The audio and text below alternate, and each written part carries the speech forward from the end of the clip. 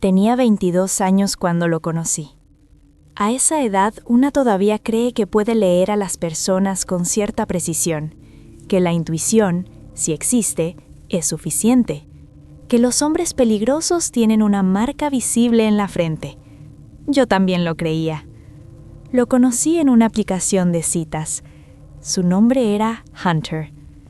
Recuerdo que su perfil no tenía nada alarmante, fotos normales, sonrisa promedio, comentarios sobre senderismo, café, libros que probablemente no había terminado de leer, nada fuera de lo común. Y tal vez ese fue el primer error, porque el peligro rara vez se presenta como peligro. La primera cita. Fue un café rápido, menos de 1 hora. Yo siempre hacía eso, una especie de entrevista preliminar, un filtro. Una manera educada de verificar que el hombre frente a mí no fuera extraño, agresivo o simplemente insoportable. Hunter parecía normal. Un poco rígido, quizás. Su sonrisa tardaba medio segundo en aparecer cuando yo hacía un chiste, como si estuviera calculando la reacción correcta, pero lo atribuía a nervios. Todos nos ponemos nerviosos en una primera cita. Cuando me despedí, no sentí mariposas, pero tampoco sentí alarma. Y a los 22, la ausencia de alarma ya parece suficiente. Segunda cita. Fuimos a un bar cercano. La luz sea tenue, música suave, el tipo de lugar donde las conversaciones se vuelven más fluidas con un par de tragos. Bebimos lo suficiente para relajarnos. Esa noche fue agradable. Me escuchaba con atención, hacía preguntas, se inclinaba hacia adelante cuando hablaba. Recuerdo haber pensado, tal vez solo es introvertido. Pero había algo en la forma en que sostenía el contacto visual. Demasiado fijo, demasiado sostenido. No era incómodo, pero era intenso. Lo ignoré, porque cuando algo no encaja del todo, solemos buscar explicaciones más cómodas. Tercera cita. Fuimos a cenar, y esa noche fue la primera vez que algo dentro de mí susurró, «Esto no está bien». No fue nada específico, nada concreto. No dijo nada abiertamente extraño, no hizo ningún comentario abiertamente ofensivo. Fue una suma de pequeñas cosas. Cómo reaccionaba cuando el mesero tardaba, cómo su mandíbula se tensaba cuando alguien pasaba demasiado cerca de nuestra mesa, cómo cambiaba el tono cuando hablaba de sus exnovias.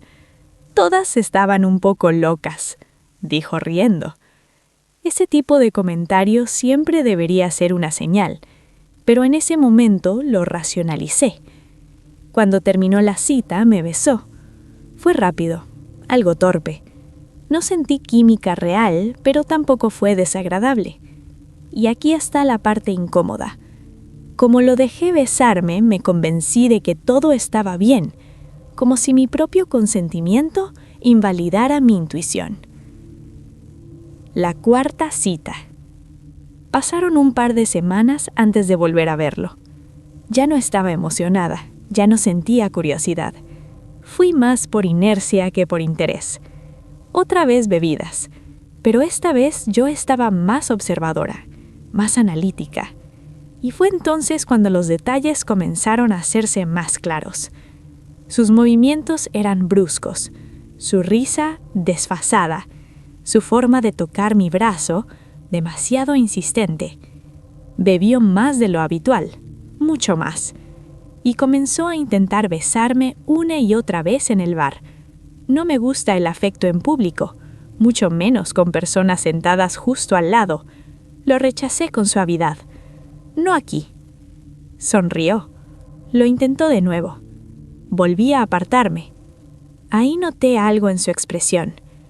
No era enojo abierto, era algo más sutil. Frustración contenida. Como si no estuviera acostumbrado a que le dijeran que no. La insistencia. Después de un rato dije que estaba cansada. Era una salida elegante. Pidió la cuenta, pagó y caminamos hacia los autos. La noche estaba fría. el estacionamiento casi vacío. Fue ahí cuando se detuvo frente a mí y sin rodeos preguntó: ¿podemos irnos juntos a casa? Así, directo, sin matices. Le dije que no, que estaba cansada, que trabajaba temprano al día siguiente. Era mentira. Pero las mujeres aprendemos desde muy jóvenes que a veces una mentira pequeña es más segura que un rechazo frontal. No fue suficiente. «¿Puedo llevarte al trabajo mañana?», insistió. Lo dijo sonriendo, pero sus ojos no sonreían. Me reí incómoda. «No, en serio, esta noche no». Silencio. Un segundo demasiado largo. Finalmente asintió. Pero algo en su postura cambió. No discutió más. Y eso fue lo que más me inquietó. La decisión. En ese momento supe que no volvería a verlo. No fue por una escena dramática.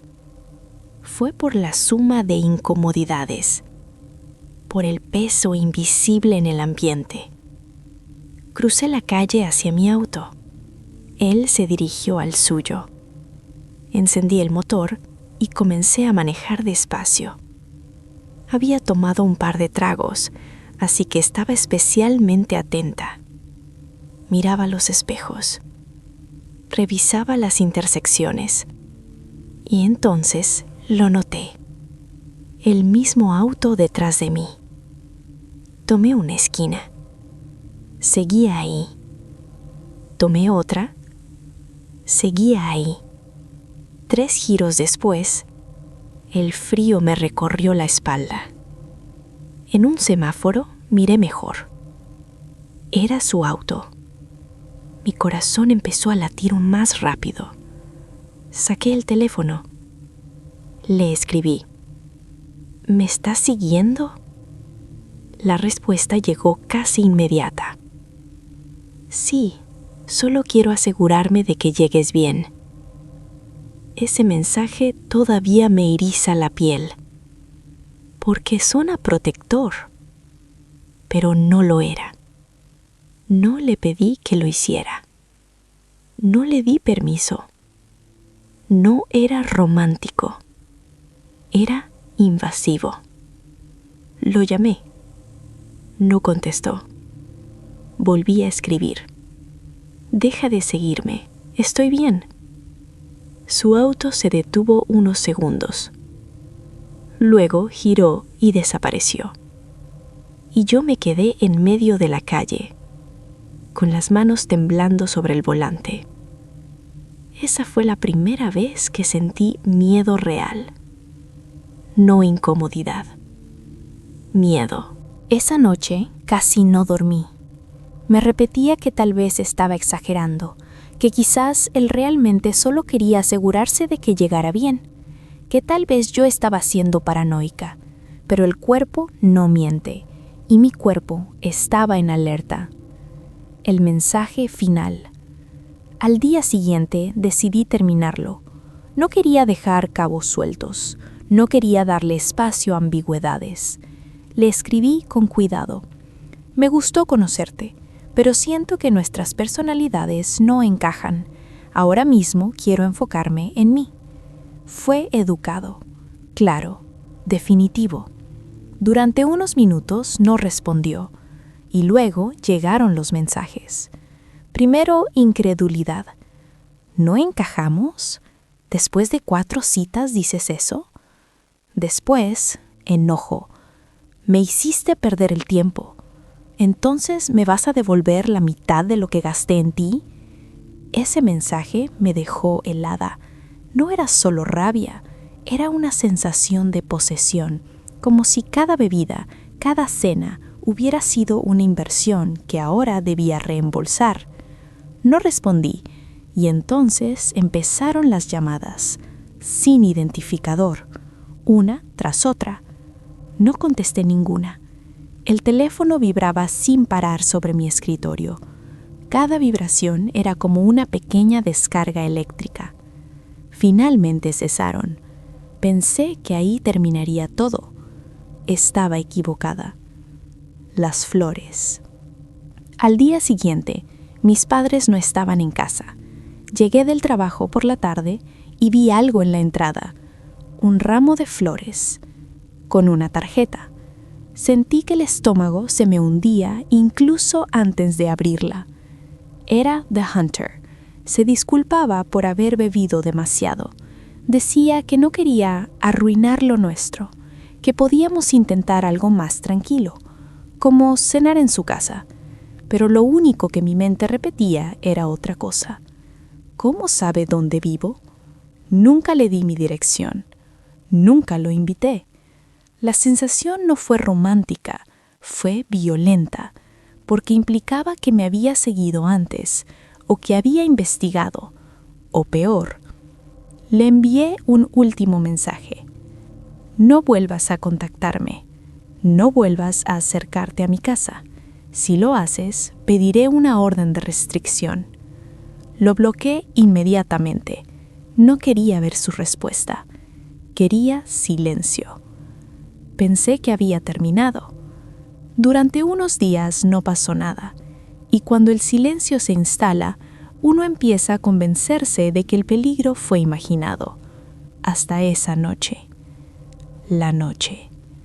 Estaba sola en casa. La casa de mis padres es grande. Mi habitación está en un loft, en el punto más alto. Esa noche me dormí relativamente tranquila, pero me desperté en la madrugada. No sabía por qué. Al principio pensé que había sido un sueño, y luego lo escuché. Un sonido abajo, muy leve, como una puerta. Me quedé completamente quieta. El corazón empezó a acelerarse. Intenté convencerme de que era la casa acomodándose, el viento, la madera crujiendo. Entonces lo escuché de nuevo. Esta vez fue claro. Una puerta abriéndose. Y no cualquier puerta. Una de arriba, en el mismo nivel que yo. Nadie debía estar en casa. Nadie. La palabra intruso apareció en mi mente como una explosión. No salté de la cama, no grité. Me deslicé lentamente hacia el suelo y me metí debajo de la cama. Con manos temblorosas marqué al 911. Susurré mi dirección. Les dije que había alguien en mi casa. Mientras hablaba, escuché pasos, lentos, sobre la alfombra. Mi puerta se abrió. No podía ver más que la parte inferior del cuarto desde donde estaba. Y entonces lo vi. Un par de zapatos, oscuros, a unos pasos de mi cama. Mi respiración era tan fuerte que tuve que cubrirme la boca con ambas manos. Escuché cajones abrirse. Uno, otro más. Estaba revisando mi habitación. Escuché una voz masculina murmurar: «Maldita sea». Fue un susurro frustrado, y en ese instante algo en mi mente encajó. Esa voz sonaba como Hunter. No podía asegurarlo, pero mi piel lo reconoció antes que mi razón. El momento más largo. Sentí el colchón hundirse. Se sentó en mi cama. Podía ver la silueta de sus zapatos desde debajo. Estuvo ahí 2, 3 minutos. Parecieron horas. No sé qué hacía, no sé qué buscaba, pero estaba en mi cama, en mi habitación, en mi casa. Finalmente se levantó. Escuché más cajones cerrarse, pasos alejándose, la puerta. Luego pasos bajando las escaleras. Seguí susurrando con la operadora del 911. No me moví, no salí. Esperé. Cuando la policía llegó, seguí debajo de la cama hasta que escuché sus voces. Bajé con las piernas débiles. Revisaron toda la casa. Todas las ventanas estaban sin seguro. Una ventana del comedor era lo suficientemente grande como para que alguien entrara. Pero no había pruebas. Nada tangible. Solo mi relato. Después, fui a la estación con mis padres. Mostré capturas de pantalla. el mensaje donde admitía que me siguió. Intentaron investigar, pero sin evidencia directa era complicado. Logré obtener una orden de restricción. Me dijeron que nunca lo acusara directamente sin pruebas, que no lo contactara, que no respondiera.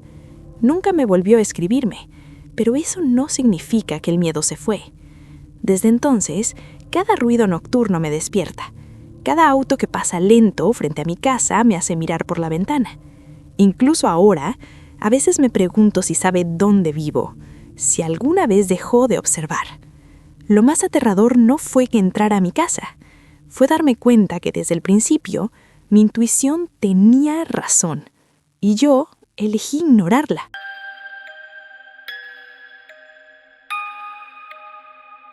Tenía 11 años cuando todo esto pasó. Estaba en 6º grado y, hasta ese momento, mi mundo era pequeño y bastante inocente. Mi mayor preocupación era no reprobar un examen sorpresa o no tropezarme al pasar al frente de la clase. No sabía lo que era el acoso. No entendía lo que significaba sentirse vigilada. Y definitivamente no sabía lo que era que alguien desarrollara una obsesión contigo. Todo comenzó durante la semana de Halloween. Me quedaba después de clases ayudando a decorar la casa embrujada para el carnaval de la escuela. Nos daban pizza por ayudar y eso para mí ya era suficiente recompensa. Era divertido quedarse después del horario normal. El ambiente era más relajado. Las luces estaban apagadas en algunos pasillos y todo parecía más emocionante. Entre los estudiantes que se quedaban estaba un chico al que llamaré Chris. Era gracioso, hacía bromas tontas, imitaba a los profesores, nunca fue grosero conmigo, nunca cruzó ninguna línea. Si alguien me hubiera dicho en ese momento que terminaría teniendo miedo de él, no lo habría creído. 2 semanas después, un grupo de chicas de mi grado se me acercó durante el recreo, estaban riéndose, emocionadas, susurrando. Me dijeron que tenía un admirador secreto y que esa noche me escribiría. Tenía 11 años. Claro que sentí curiosidad. Claro que una parte de mí se emocionó. Esa noche, justo cuando estaba por dormir, recibí una notificación en Messenger. Era la única aplicación que usaba para hablar con mis padres cuando estaba sola en casa. El mensaje era de Chris. Había olvidado completamente que lo había agregado semanas antes. El mensaje decía: «Maya, necesito hablar contigo». Respondí casi de inmediato, preguntando si todo estaba bien. Los puntos de escribiendo aparecieron y se quedaron ahí durante casi 2 minutos. Yo miraba la pantalla sin pestañear. Cuando finalmente llegó el mensaje, era un párrafo largo, demasiado largo para algo casual. Me decía que estaba enamorado de mí desde Halloween, que lo volvía loco, que intentaba impresionarme en el recreo jugando fútbol, pero que yo nunca lo notaba.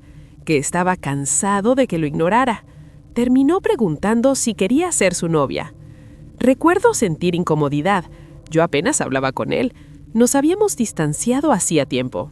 Intenté responder con cuidado. Le dije que no lo veía de esa manera, que prefería que fuéramos amigos. No le gustó la respuesta. Comenzó a preguntarme por qué. Una y otra vez. Cada respuesta que daba parecía abrir otra pregunta. ¿Era porque no era popular? ¿Porque no era bueno en deportes? ¿Había otro? Me sentí atrapada en una conversación que no sabía cómo terminar. Finalmente dejó de escribir. Pensé que todo había terminado. Al día siguiente, el recreo fue diferente. Sus amigos comenzaron a acercarse a mí riéndose. Me decían que Chris quería besarme y que lo haría aunque tuviera que acorralarme. Esa palabra me hizo sentir algo que no sabía describir en ese momento, pero ahora sé que era miedo. Fui con mi maestra y le conté todo.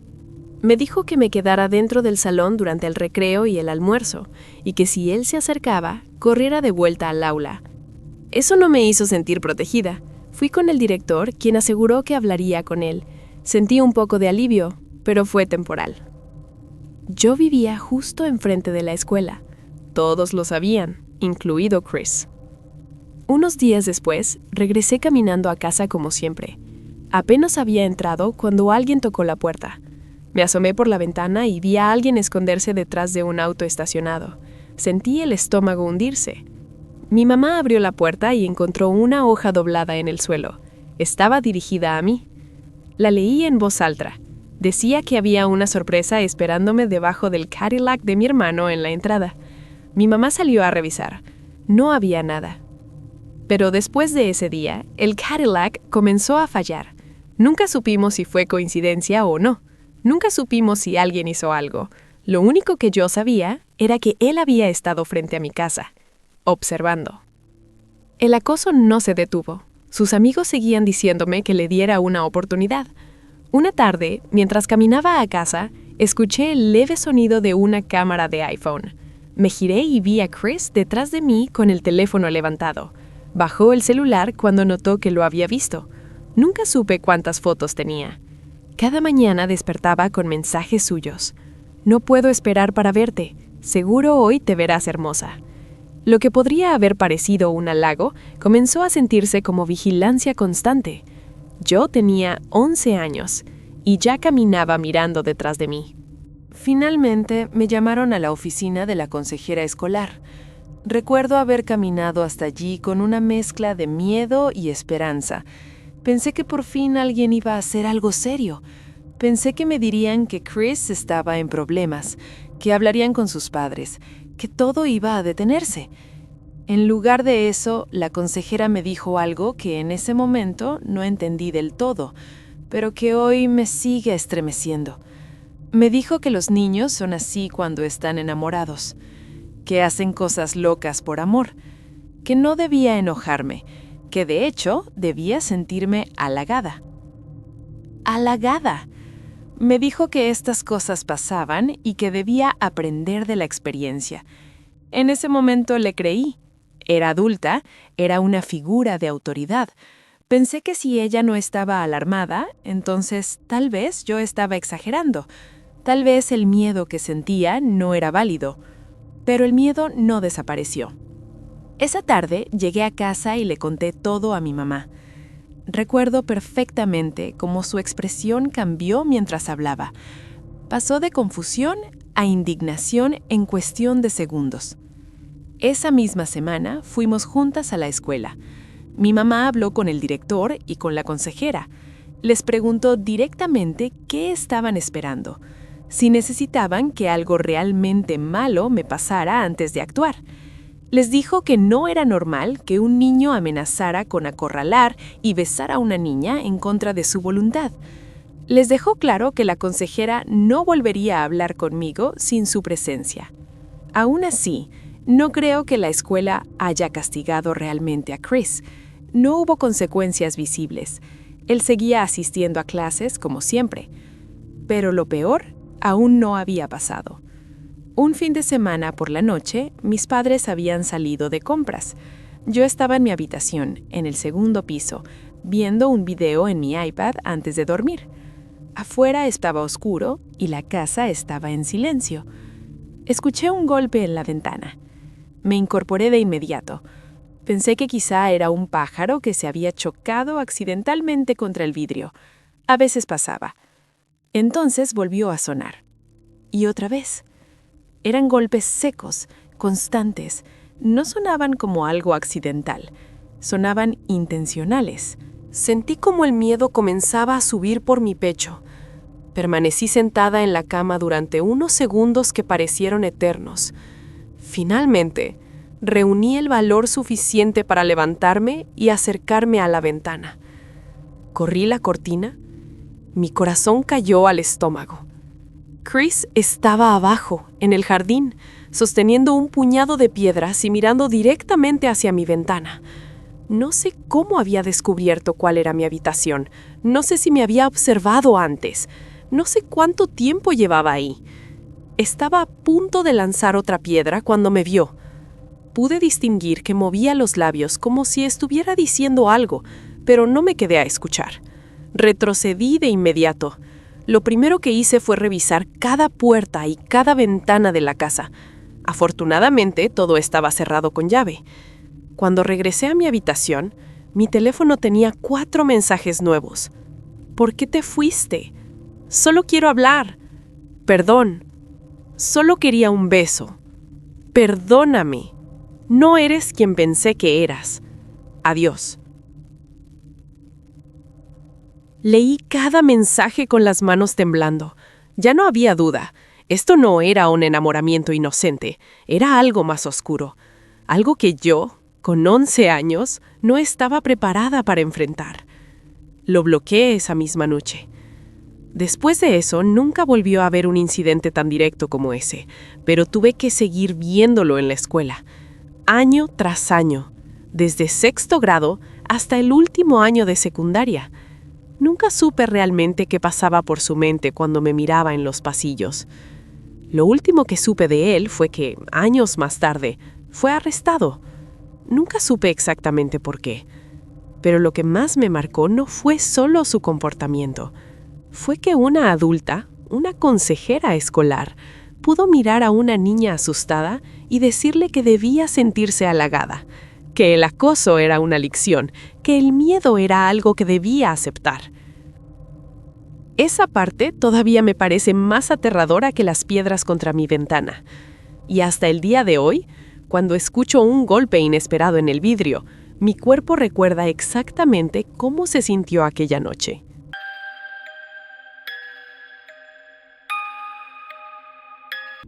Tenía 17 años cuando entendí que el miedo no siempre llega haciendo ruido. A veces entra en tu vida de forma silenciosa, como una sombra que se acomoda en la esquina de tu habitación y decide no irse. Todo comenzó el verano antes de mi último año de secundaria. Mis padres trabajaban todo el día y yo pasaba la mayor parte del tiempo solo en casa. Nuestra casa estaba en una zona tranquila, en las afueras de la ciudad. Demasiado tranquila, si soy honesto, de esas calles donde después de las 10 de la noche no pasa ni un solo coche. Siempre me había gustado estar solo. Jugaba videojuegos, escuchaba música, entrenaba en el garaje. La soledad nunca me había pesado. Hasta que empezaron las llamadas.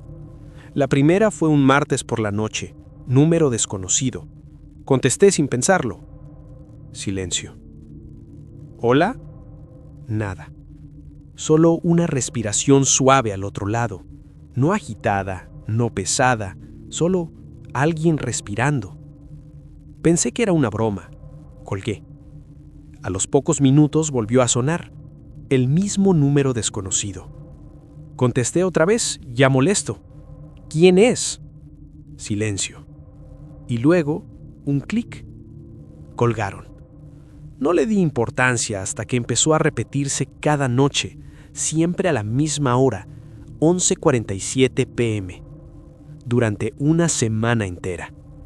Al principio intenté ignorarlo, después dejé de contestar, pero entonces comenzaron los mensajes de texto.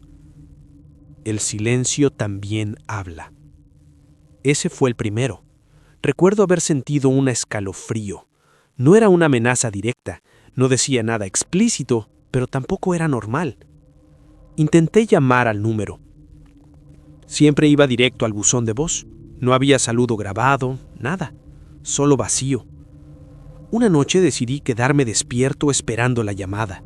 Quería escuchar con atención, quería identificar algo, un ruido de fondo, un patrón, algo que me dijera quién estaba detrás. 11:47 p.m. El teléfono vibró. Contesté sin decir nada. Escuché la respiración.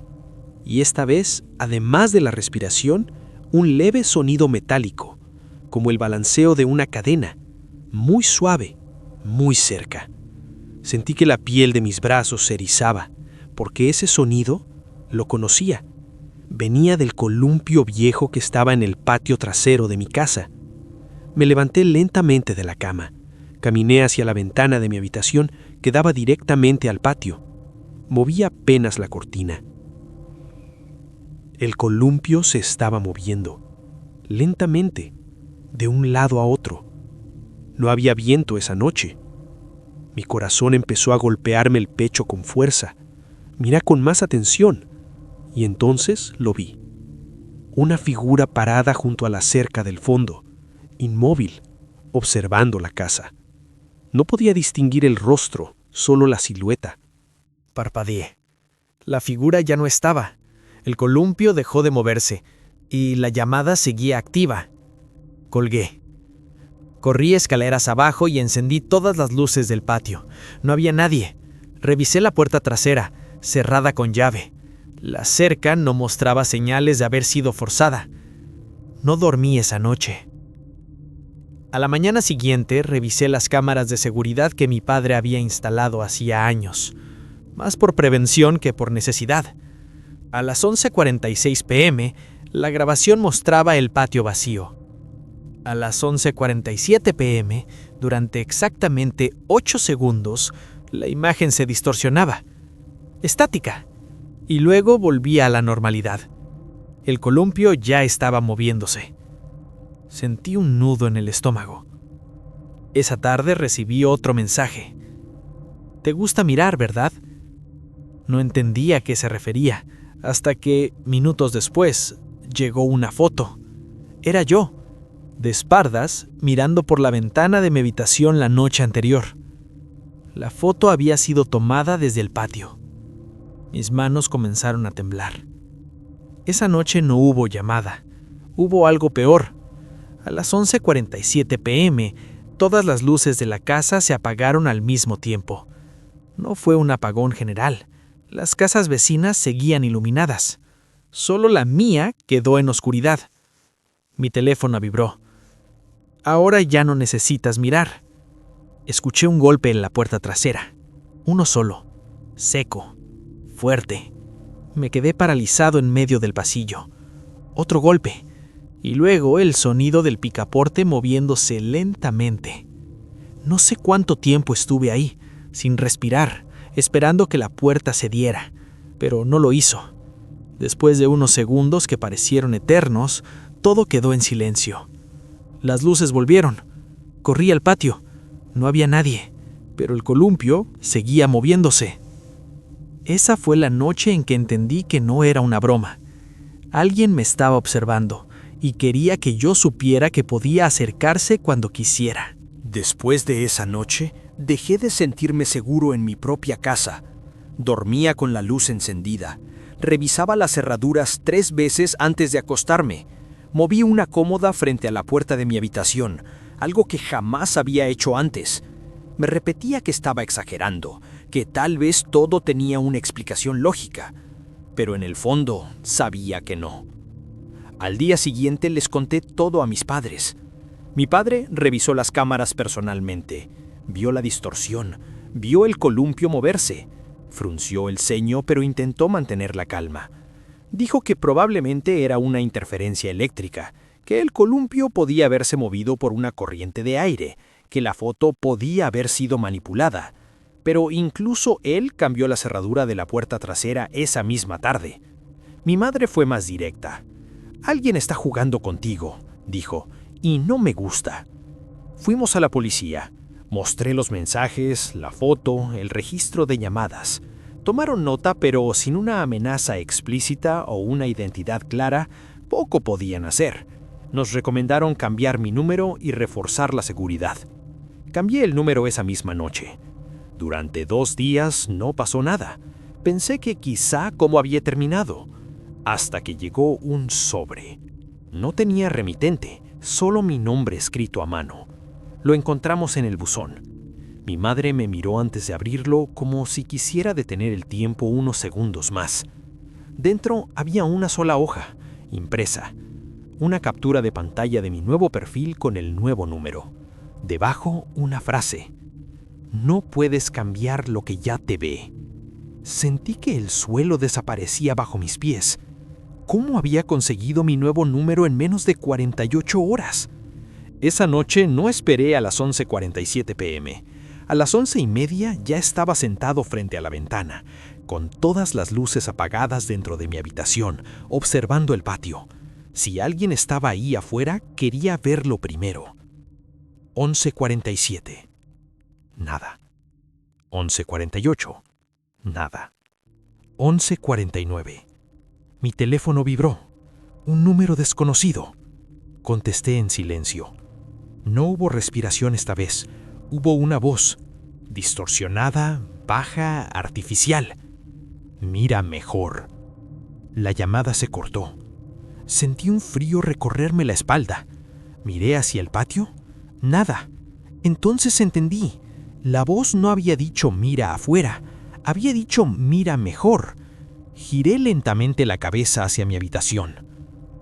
La puerta del closet estaba entreabierta. Yo la había cerrado, con llave. Mi corazón comenzó a latir tan fuerte que apenas podía oír mis propios pensamientos. Me levanté despacio. Cada paso parecía hacer eco en el suelo. Es imposible. Me acerqué. Tomé la manija. La abrí de golpe. Ropa. Cajas. Oscuridad. Nada más.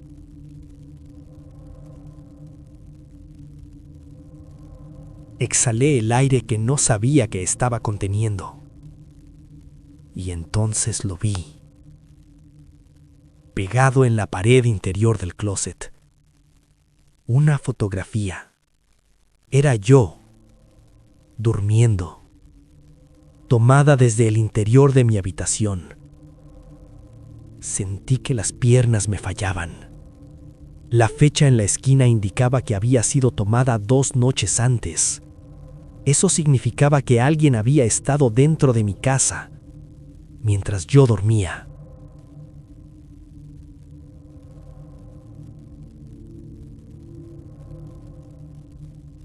Esa fue la última noche que pasé allí. Mis padres llamaron nuevamente a la policía. Esta vez sí reaccionaron con urgencia. Revisaron la casa completa. No encontraron señales de entrada forzada. Ninguna huella clara. Nada. Como si quien hubiera entrado supiera exactamente cómo no dejar rastro. Nos mudamos un mes después. Nunca volvimos a recibir llamadas. Nunca llegaron más sobres. Nunca volvió a moverse ningún columpio en mitad de la noche. Han pasado años desde entonces. A veces me pregunto quién era. ¿Alguien del vecindario? ¿Alguien de la escuela? ¿Alguien que conocía mis rutinas mejor que yo mismo? Nunca lo supimos, pero hay algo que todavía me acompaña. Cada vez que escucho una respiración al otro lado del teléfono, cada vez que una cámara de seguridad se distorsiona por un segundo, cada vez que veo un columpio moverse sin viento, no pienso en fantasmas, pienso en personas, porque lo más aterrador de todo no fue la oscuridad, fue saber que alguien real estuvo tan cerca y decidió que yo debía saberlo.